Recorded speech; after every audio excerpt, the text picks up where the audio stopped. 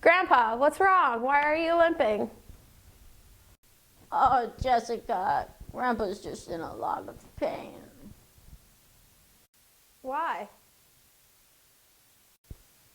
You see, I hurt my hip, and I'm like 50 other million Americans who live with chronic pain each day.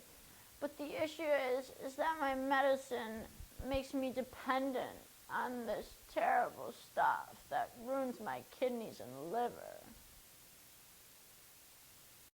Oh, Grandpa, I wish there was some way to help you. Oh, sweet Jessica, Grandpa will be okay. 1 hour later. I wish there was something I could do to help Grandpa. 2 hours later. Wow, this is amazing. I gotta go find Grandpa.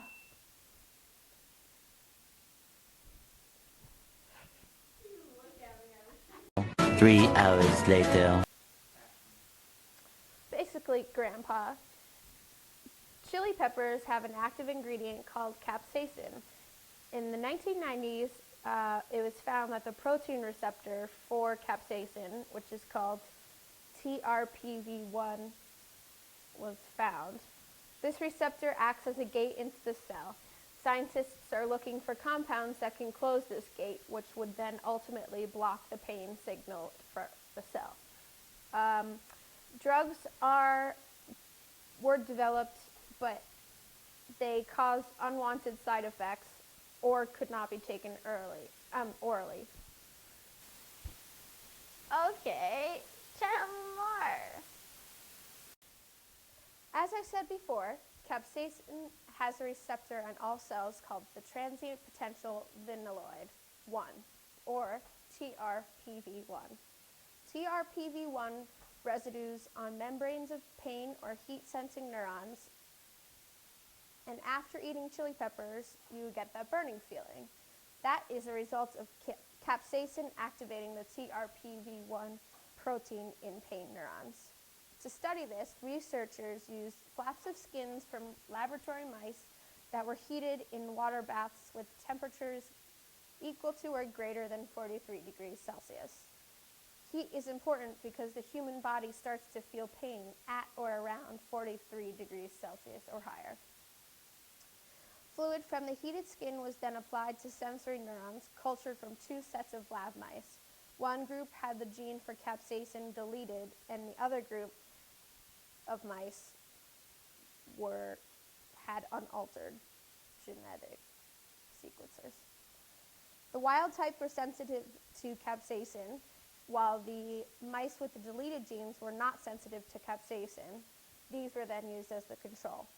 The control group of mice showed no response to capsaicin because in cells, in response to heat, they began to create their own endogenous natural capsaicins. These endogenous capsaicins were later identified as a series of compounds or fatty acids called oxidized linoleic acid metabolites, or OLAMs.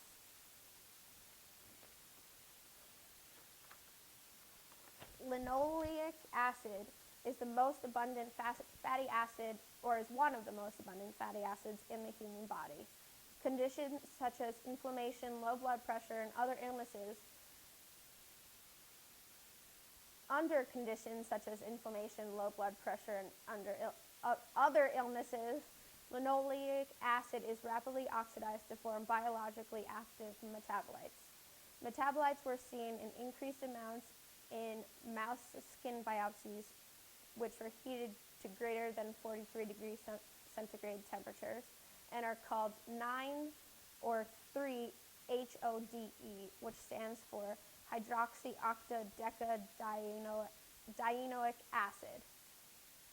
This, in your case, Grandpa, can eventually be used for topical or oral treatments of arthritis or fibromyalgia.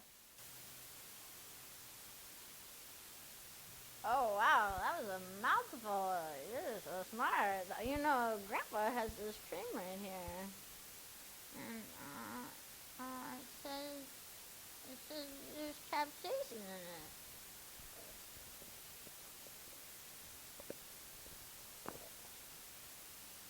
Oh, that smells like capsaicin. That was spicy. Oh, you're so smart, Jessica.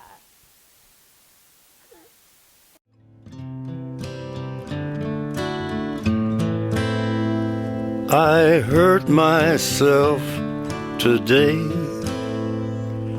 to see if I still feel. I focus on the pain